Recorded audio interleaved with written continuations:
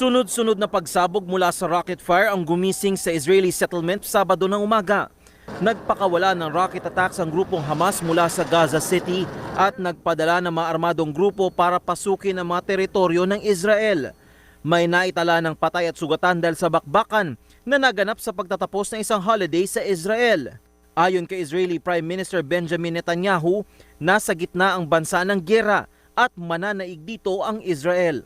Ayon kay Department of Migrant Workers Officer in Charge Attorney Hans Leo Kakdak, wala pang Pilipinong nire-report na nasaktan sa gulo base sa inisyal na ulat mula sa Israel.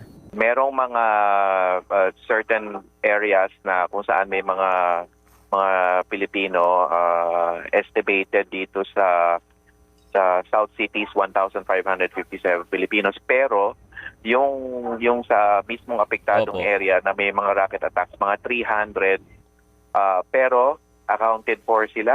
Kasalukuyang nagsasagawa ng kontraopensiba ang Israel Defense Forces sa katimugang bahagi ng bansa at inaabisuhan ng mga tao na manatili sa loob ng kanilang mga bahay habang nagsasagawa ng operasyon. Naglabas rin ng Philippine Embassy sa Israel na mga gabay para sa kaligtasan ng mga Pinoy roon. Samantala, magkahalong kaba at tensyon naman ang nararamdaman ng ilang OFW sa Israel.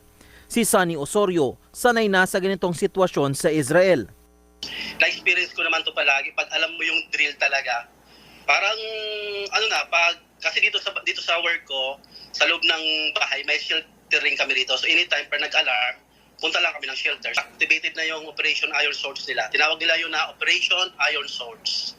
Activated na yun. So kaya pinatawag na Ministry of Defense yung mga reservists nila na naka-enlist. Pinatawag na nila yun para preparation sa war in the south.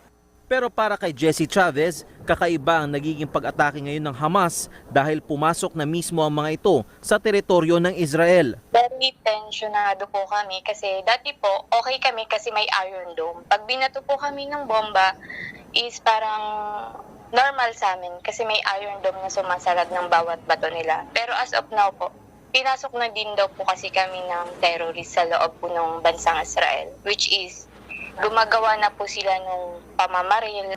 Pinapayuhan ng mga otoridad ng mga Pilipino sa Israel na tumalima sa mga utos ng gobyerno para na rin sa kanilang kaligtasan.